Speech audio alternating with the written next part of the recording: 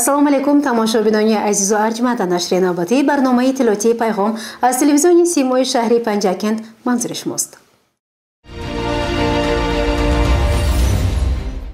раиси шаҳри Панҷакент Абдухолиқ Холиқзода дар ҷараёни боздиди навбатии корӣ дар ҷамоати деҳотӣ Лоиқ Шералӣ чанд иншоотро мавриди истифода қарор дода, ҳамзамон барои вусъати корҳои ободониву созандагӣ ба ифтихори 35-ми солгарди истиқлоли давлатии ҷумҳурии Тоҷикистон ба масъулин дастуру супоришҳои мушаххас дод.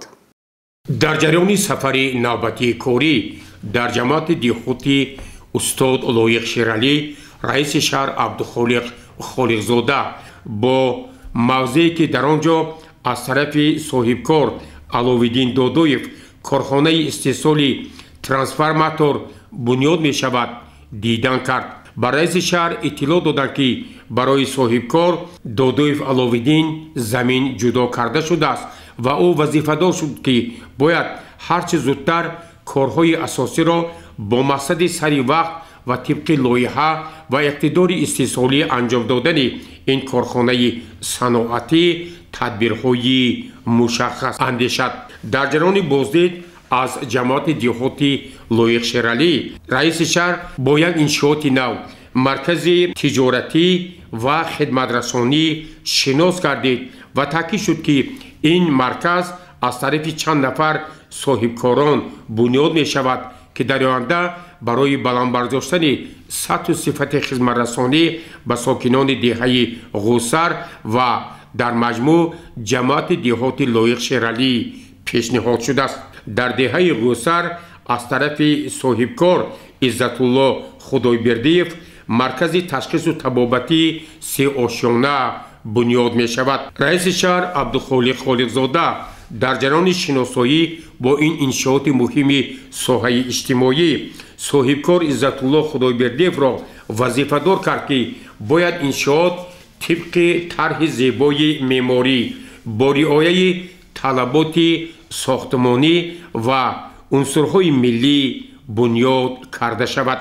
дар ҷараёни боздид аз ҷамоати деҳоти Лоиқ Шералӣ раиси шаҳр Абдухолиқ Холиқзода дар гимназияи рақами 1 толори варзиширо мавриди ифтитоҳ қарор дод. ин ҷо аз тарафи раиси шаҳр ба варзишгарони гимназияи рақами 1 тӯбҳо тақдим гардид ва онҳо як мусобиқаи баскетболро ташкил намуда изҳор доштанд ки чунин толорҳои варзишӣ барои беҳтар намудани имкониятҳои варзишӣ дар ҷамоати деҳоти Лоиқ Шералӣ ҳаматарафа мусоидат мекунад. дар ҷараёни шиносоӣ раиси шаҳр бо фаъолияти фирмаи мурғпарварии ҷамъияти дорои масъулияти маҳдуди Ардаш ки ба соҳибкор Асадбек Алибеков марбут аст шинос гардид.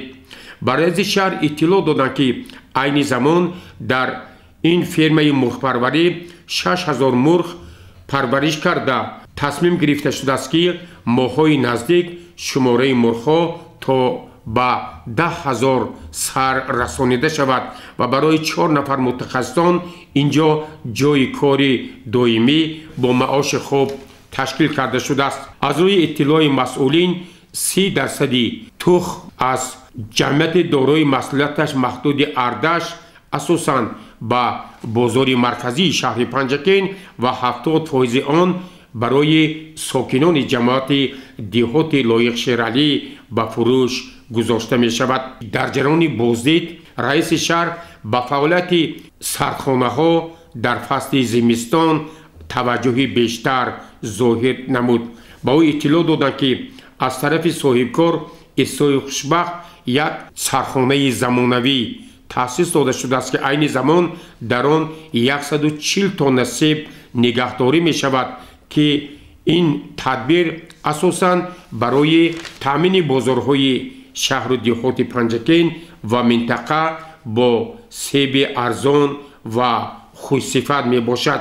ҳамзамон ба раиси шаҳр бо фаъолияти сардхонаи яке аз соҳибкорони муваффақи ҷамоати деҳоти Лоиқ Шералӣ Абдулло Санқулзода шинос гардид. ба раиси шаҳр иттилоъ доданд ки дар ин сардхона 20 тонна себ нигаҳдорӣ шуда برای بازار استعمالی پیشنهاد شده است. همزمان از طرف قمر عزیزمرادوف نیز با اقتدار 60 تن سیب سرخانه زمانوی بنیاد شده است که امروزها آنها تصمیم گرفتند که نگهداری این محصولات را در سطح بلند تامین نمایند. دیگر از صاحبکار جماعت دیهاتی لایق شیرعلی شاکر عزیزمرادوف نیز 2 سرخانه را برای نگهداری 40 تن سیب بنیاد کرده است و عین زمان در سردخانه های حدود جماعت دیهاتی لایق شیرعلی در مجموع 50 تن سیب، انگور و دیگر محصولات کشاورزی نگهداری می شود. رئیس شهر عبدالخالق خالقزاده در جریان بازدید با فعالیت کارگاه استحصال در و تریزه های پلاستیکی و آلومینی جمعیت دارای مسئولیت محدود شادیزاده فروزان شناس گردید. صاحبکار احمدوف بر رئیس شهر اطلاع داد که در کارگاه استحصالی اساساً برای ساکنان جماعت دیهاتی لایق شیرعلی و دیگر جماعت های همسایه در و تریزه های پلاستیکی و آلومینی خوشصفت با نرخ دسترس بنیاد می شود. رئیس شهر عبدالخالق خالقزاده در مراسم مورد استفاده قرار دادن پول نوی زمانوی در راه دهه‌های غوسر و بهار شرکت ورزید. بر رئیس شهر اطلاع دادند که این پل با درازی 12 متر و با پهنایی 9 متر با یک طرح زیبا و خیلی خوشصفت بنیاد گردیده از طرف ساکنان دهه و صاحبکاران به مسافه 340 متر از 2 طرف راه این پل اسفالت پوش کرده شده است. ساکنان دهه تصمیم گرفتند که کارهای آبادانی و سازندگی را با افتخار 35مین سالگرد استقلال دولتی جمهوری تاجیکستان وسعت می‌بخشند. همراهی خلق و تشبث جناب عالی محترم امام رحمان همین راه برای آبادانی همین دیه، برای جمعیت، برای خلق خدمت از طرف تشبث حکم شهر پنجکین با دستگیری اداره راه همین رو ما به جا آوردیم. من امروز روزی سپاریدنش. در آینده با نیت داریم که از همین دهی غوسر تا دهی بهار راه نو ساختن داریم. از همین راه که وزمین بود بسیار چنگ و خاک و در حالت وزمین بود، بسیار عذابی سخت بود برای مردم. کشاندن بارهایشان برای رفت و آمد بر دهی غوسر، مرکزی اساسی خرید و فروش مردم در دهی غوسر میگذرد. برای مردم خیلی سبکی نقش شد. در جریان سفری کاری به جماعت دیهاتی لایق شیرعلی رئیس شهر عبدالخالق خالقزاده به ساحه کشاورزی نیز توجه ظاهر کرد و در موضع عاقلت با رفت شدگار زمین ها آبی ذخیروی گذاشتن آمادگی به موسم نو کشت و کار شناس کردید. در نزد رهبریت جماعت و خواجگی های دهقانی وظیفه گذاشت که باید سال روان جهت بهتر نمودن بازده زمین کارهای آمادگی و کارکرد زمستانه در مد اول قرار داده شود. در یک از محله های نوی دهه نوابات جماعت دیهاتی به نام استاد لایق شیرعلی پل نو به درازی 18 و با پهنایی 4.5 متر بنیاد می شود. رئیس شهر با جریان کارهای بنیاد این پل نو شناس گردید. با مسئولین دستور داد که این انشاءات باید همچون تحفه ادانه به افتخار 35 سالگی استقلال دولتی جمهوری تاجیکستان در مهلت پیش بینی شده و با صفت خوب مورد استفاده قرار داده شود. در دهه نواباد عائله علیف را همچون عائله هنرمند می شناسند. از طرف یکی از فرزندان این عائله علی وهاب‌الدین در خانه برای رشد هنرهای دوریدکاری، کندکاری، سبدبافی و احیای دیگر هنرهای مردمی کارهای زیادی انجام دادند. در جریان سفر کاری رئیس شهر پنجکین یکی از چهره‌های شناخته این دیار سابقه دار ساحه معارف الیاس ابونصرов را مورد عیادت قرار داد. واقعاً این چهره خیلی شناخته سابقه دار معارف سالهای زیادی برای رشد معارف شهر پنجکین سهمی ارزنده گذاشتند و امروز دولتی پیری میرانند. با این مقصد رئیس شهر با الیاس ابونصرов یک صحبت خیلی صمیمانه انجام داد، با او تحفه ها تقدیم کرد و همزمان اظهار داشت که ما تمام امکانات ها را برای سابقه داران مهنت و آنهایی که واقعا در رشد پنجکینت باستان سهم گذاشتند روانه می سازیم. گزارش عباس همراه‌زاده، مونیسا اتم‌اللهی‌ова و طلبشو توشیف. با مقصد احترام گذاشتن به شخصانی دارای امکاناتشان محدود، رئیس شهر پنجکینت عبدالخالق خالقزاده چند نفر معیوبان را مورد عیادت قرار داد. ҳамасола санаи 3 декабр дар тамоми ҷаҳон аз ҷумла ҷумҳурии тоҷикистон рӯзи байналмилалии маъюбон таҷлил мегардад. ба андешаи коршиносон бархе аз ин қишри ҷомеа дар корҳои ҷамъиятӣ аз ҷумла таҳсилу кор ва монанди инҳо дур ҳастанд. бо мақсади ҳарчи бештар ҷалб намудани шахсони имконияташон маҳдуд ба корҳои ҷамъиятӣ чорабиниҳои адабию фарҳангӣ хубу хотирмон таҷлил карда мешаванд. аз тарафи ҳукумати ҷумҳурии тоҷикистон барномаҳои гуногун таҳия ва қабул шуданд ки он баҳри шароити мусоид фароҳам овардан барои маъюбон ва солимии онҳо амалӣ мешавад. дар асоси дастуру супориш ва вазифагузориҳои сарвари давлат пешвои муаззими миллат муҳтарам эмомалӣ раҳмон, раиси шаҳри панҷакент абдухолиқ холиқзода бо мақсади дидорбинӣ ба хонаи чанде аз маъюбон барои аёдат рафт. сокини деҳаи чинори ҷамоати деҳоти Чинор Шерзод Эгамов маъюби гурӯҳи якум мебошад. зимни аёдат модари Шерзод аз саломатии фарзандаш ибрози андеша карда барои хабаргириву дастгирии ҳамешагии мақомоти маҳаллӣ изҳори сипос намуд. аз тарафи мақомоти иҷроияи маҳаллии ҳокимияти давлатии шаҳри Панҷакент барои оилаи Шерзод Эгамов кӯмакпулӣ ва маводи озуқаворӣ дастрас карда шуд. сокини деҳаи нуристони ҷамоати деҳоти Чинор Гулчеҳра Маҳкамова маъюби гурӯҳи якум буда оиладор соҳиби 3 фарзанд мебошад. ҳамсараш Маҳкамов Қурбонбой мегӯяд ки ҳамсараш Гулчеҳра хурсанд аст, зеро имрӯз ӯ зодрӯз дораду раиси шаҳри Панҷакент Абдухолиқ Холиқзода ба аёдаташ омад. зодаи деҳаи камардошти ҷамоати деҳоти Саразм Ӯрунбек Юсуфови 23 сола имрӯз ҳамроҳи амааш Марьям Юсуфова зиндагӣ дорад. бо амри тақдир волидайнаш аз олам даргузаштанду имрӯзҳо ӯ ҳамроҳи аммаву апаву бародаронаш зиндагӣ дорад. раиси шаҳри Панҷакент Абдухолиқ Холиқзода аз саломативу зиндагии Ӯрунбеки ҷавон пурсон шуда барояш кӯмакпуливу маҳсулоти озуқавориро дастрас намуд. сокини дигари ҷамоати деҳоти Саразм Баҳриддинзода Фахриддин Нуриддин мебошад.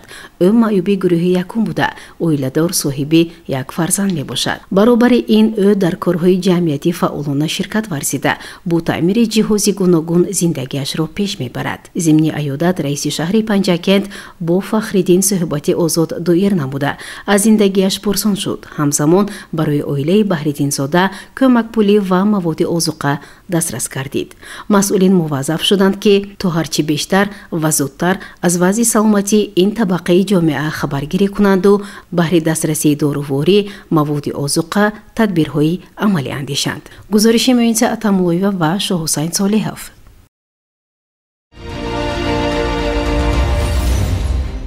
раиси шаҳри Панҷакент Абдухолиқ Холиқзода дар ҷараёни бозидии корӣ дар ҷамоатҳои деҳоти Чинор ва Саразм ба масъалаи бунёди муассисаҳои таълимӣ бештар таваҷҷӯҳ зоҳир намуд.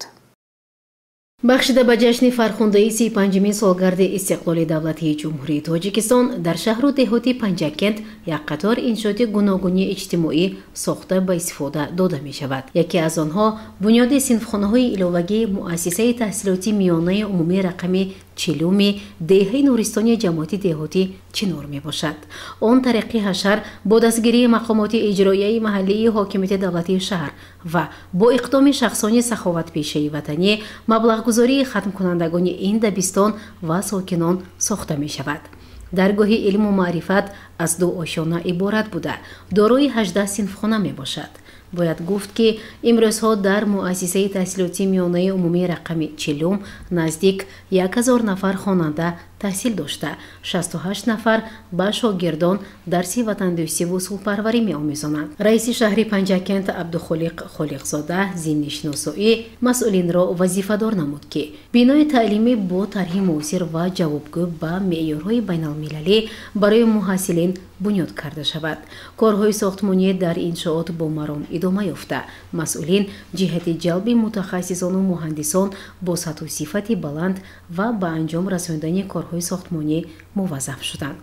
муассисаи дигари таълимие ки бахшида ба 35-мин солгарди истиқлолияти давлатӣ ифтитоҳ меёбад, ин мактаби нав дар деҳаи Саразм-2 ҷамоати деҳотӣ Саразм мебошад. он аз як ошона ва синфхонаҳои зебову муосир иборат хоҳад шуд.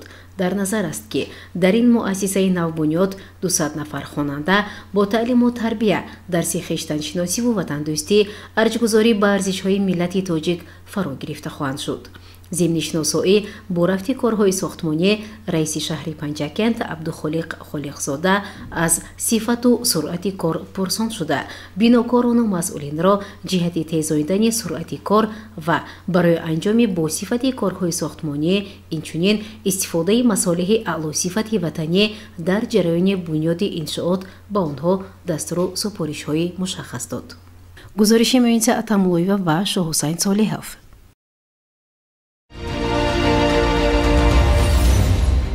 барномаро идома медиҳем. дар ҷаласаи васеи шӯрои ҳамоҳангсозии мақомоти ҳифзи ҳуқуқи шаҳри Панҷакент масъалаи иҷрои нақшаи воридот ба бюҷет ба таври ҷиддӣ таҳлилу баррасӣ гардида, масъулин вазифадор шуданд. мутаваҷҷеҳ бошед ба гузориши ҳамкорони мо. дар ҷаласаи васеи шӯрои ҳамоҳангсозии ҳифзи ҳуқуқи шаҳри Панҷакент ки таҳти роҳбарии раиси шӯро, прокурори шаҳри Панҷакент, мушовири адлияи дараҷаи 1 Искандар Раҳматзода баргузор гардид, асосан масъалаи муҳим иҷрои нақшаи воридоти маблағҳо ба бюҷети шаҳри Панҷакент ба таври хеле ҷиддӣ ва ошкоро мавриди таҳлилу баррасӣ ва вазифагузориҳои навбатӣ қарор гирифт. дар ҷаласаи васеи шӯрои ҳамоҳангсозии ҳифзи ҳуқуқи шаҳри Панҷакент кормандони масъули мақомоти иҷроияи маҳаллии ҳокимияти давлатии шаҳр, нозироти андоз, раёсати молия, роҳбарону муҳосибони ташкилоту муассисаҳо ширкат варзида андешаву мулоҳизоти хешро арзёбӣ карданд. дар ҷаласаи васеи шӯрои ҳамоҳангсозии ҳифзи ҳуқуқи шаҳри Панҷакент сардори нозироти андози шаҳри Панҷакент Раҳимзода Ҳофиз, сардори раёсати молияи шаҳри Панҷакент Мирзо Ҳофизиён Ҷаҳон, муовини раиси шаҳри Панҷакент Хусрав Дӯстбойзода пиромони воридоти маблағҳо ба бюҷети шаҳр гузоришҳои мушаххас доданд. аз тарафи прокурори шаҳри Панҷакент, мушовири адлияи дараҷаи 1 ва дигар аъзои шӯрои ҳамоҳангсозии ҳифзи ҳуқуқи шаҳри Панҷакент масъулин мавриди пурсишҳои ҷиддӣ қарор гирифтанд. таъкид шуд, ки ҷиҳати бартараф намудани сабабу омилҳое ки ба иҷрои нақшаи воридот ба бюҷет халал ворид мекунад, боиси афзудани қарзҳои бақияандоз мешавад, ҷиҳати баландбардоштани масъулияти кормандони нозироти андоз, раёсати молия, андозсупорандагон бояд тадбирҳои мушаххас андешида шавад. раиси шӯрои ҳамоҳангсозии ҳифзи ҳуқуқи шаҳри Панҷакент, прокурори шаҳри Панҷакент Искандар Раҳматзода дар хотимаи ин ҷаласаи васеъ бори дигар аз роҳбарони масъул даъват ба амал овард, ки онҳо бояд ҳамаи имкониятҳоро барои саривақт таъмин намудани нақшаи бюҷети шаҳр равона созанд, зеро ин масъалаи муҳим барои рушди иқтисодӣ ва иҷтимоии шаҳри Панҷакент мебошад. гузориши Аббос Ҳамроҳзода ва Талабшоҳ Тошиф.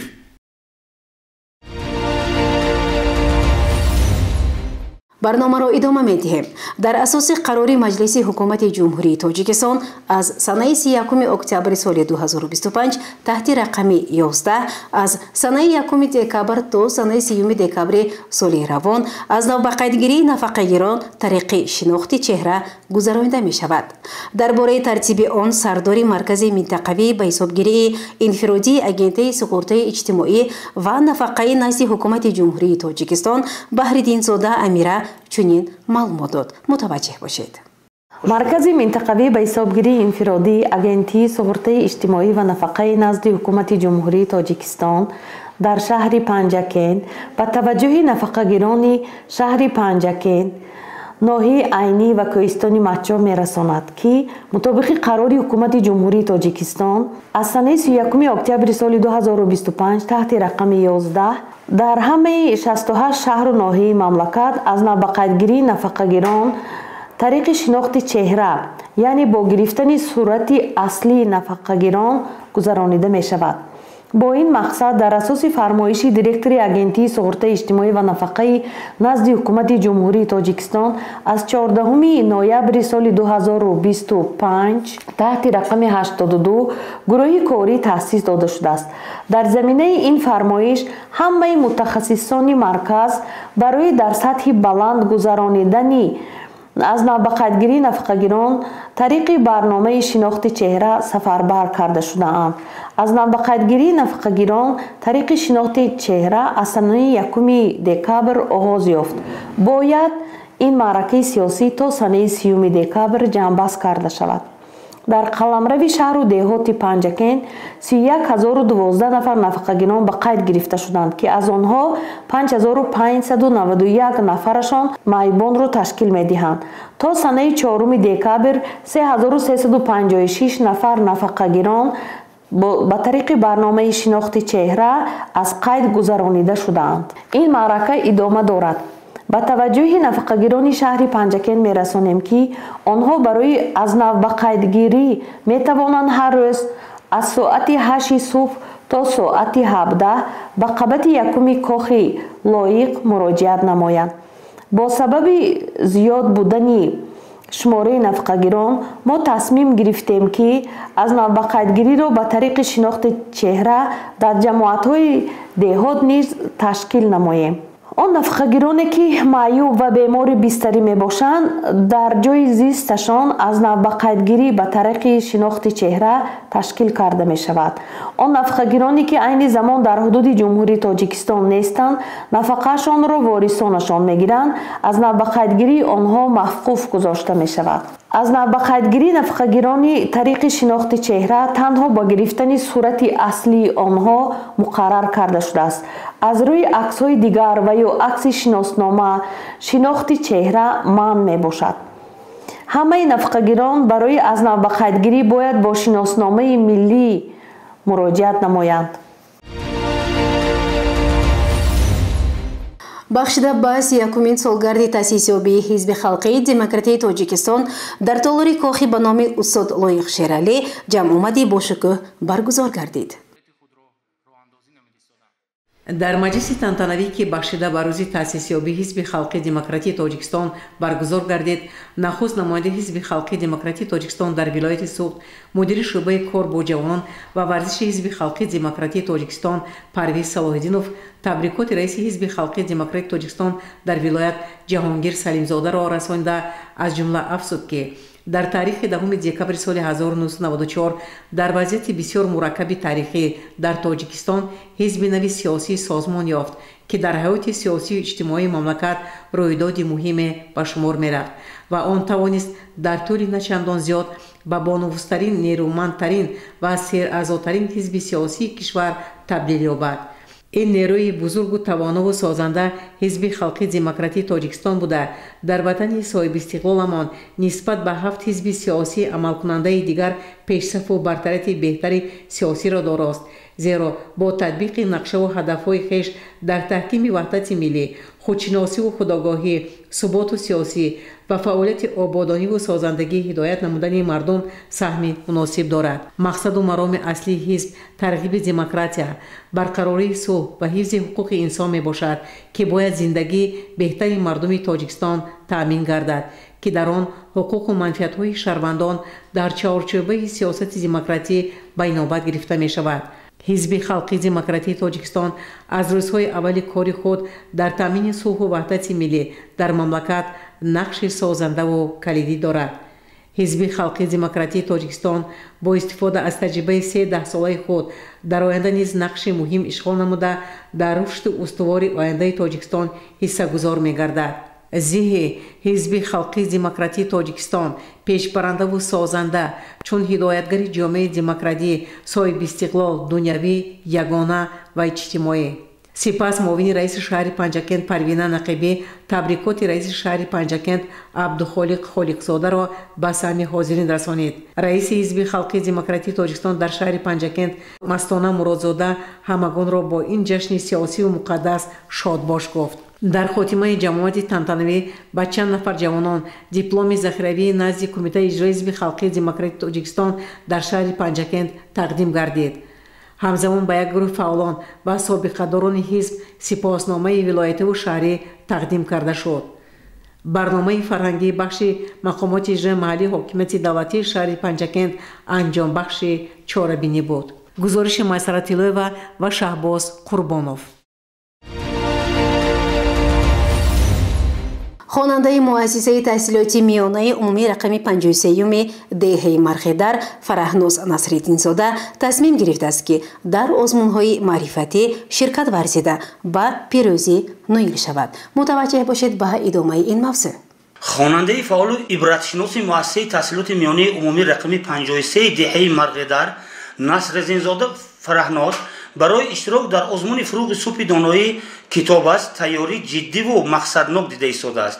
وی همچون یکی از خوانندگان بالیاقت در بین همسبقان خود اعتراف شده است و دانش و مهارتی را که در جاده کتاب و کتابخانه به دست آورده است به طور ارزنده نشان می‌دهد. من خواننده صنف 5 با مؤسسه تحصیلات میانه عمومی نامر 53 به نام بابا خداداد من نصرالدین زاده رخشانه من می‌خواهم که به المپیاده ها و آزمون ها اشتراک کرده نام مؤسسه خود را بلند برم. گاه پرسم از خود در زمین تاجیکستان اینقدر سنگ از کجا پیدا شده است؟ در دل فرزند تاجیک این همه ننگ از کجا پیدا شده است؟ من دهم بر خود جواب سنگ خلق تاجیک را بس سنگ باران کردند هم پریشان کرده اند تا نکارد دانه خود را دیگر تا نسازد خانه خود را دیگر.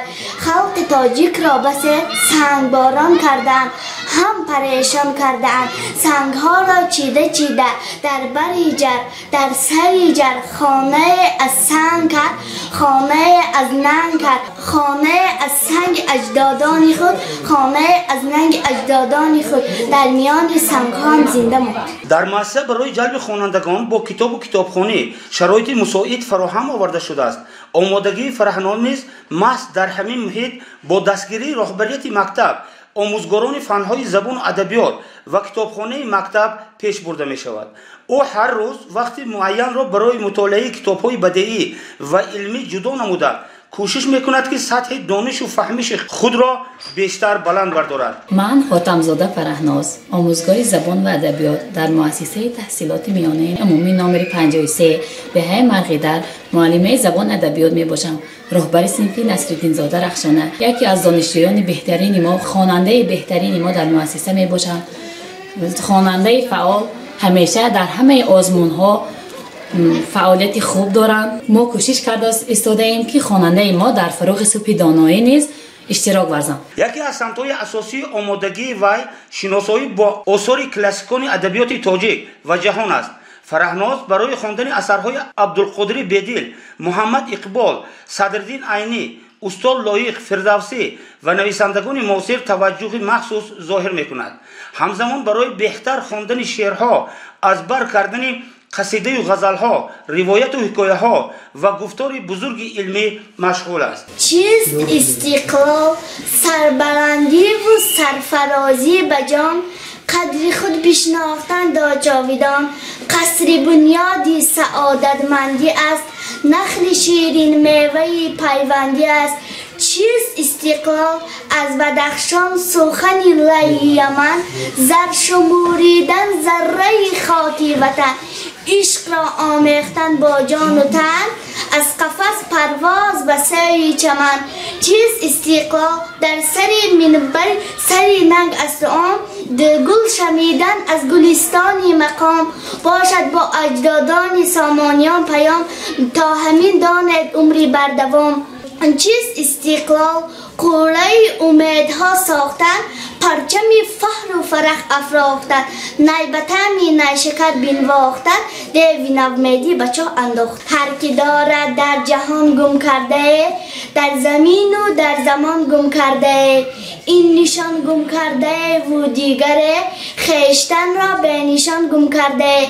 این یک بختی جوان گم کرده است، دیگر نیم جهان گم کرده است. این یک جان و جگر گم کرده است، دیگر شر و شرر گم کرده است.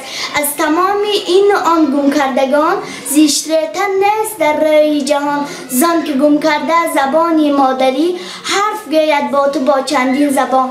باک نگر داوری گم کرده است، یا امیدی سروری گم کرده است. زهر بادا شیر مادر بر کسی که زبانی مادری گم کرده است. راهبری کننده وی اویل به آزمون برای تکمیل دادن سواد ادبی، سخنوری و ملکه برآمد مساعد جدی میرساند. فرهناز در مشغولیت‌های علاوگی فعالانه اشتراک میکند. مشق‌های فونتیکی، حسن بیان، مطالعه افاده‌ناک و تحلیل اثرها تکمیل می‌دهد. اقدام او برای آموزش فرهنگی، کتابداری و وسیع نمودن جهانبینی ذهنی لایق تحسین است. گزارش غیب‌الله محمدیف، اسماعیل جان خالف. شورای شهری جنگاورانی اینترنشنالیست نسبتی وفات سربازی بین الملل جلیل بویمدов همدردی و تسلیت بیان نموده به اهل خانواده، فرزندان و پیوندان شادروان صبر جمیل می‌خواهند. تماشابینان عزیز، در همینجا برنامه اطلاعاتی پیغام به پایان می‌رسد. برای هر یک شما سلامتی را خواهانیم. خیر شاد و پیروز باشید.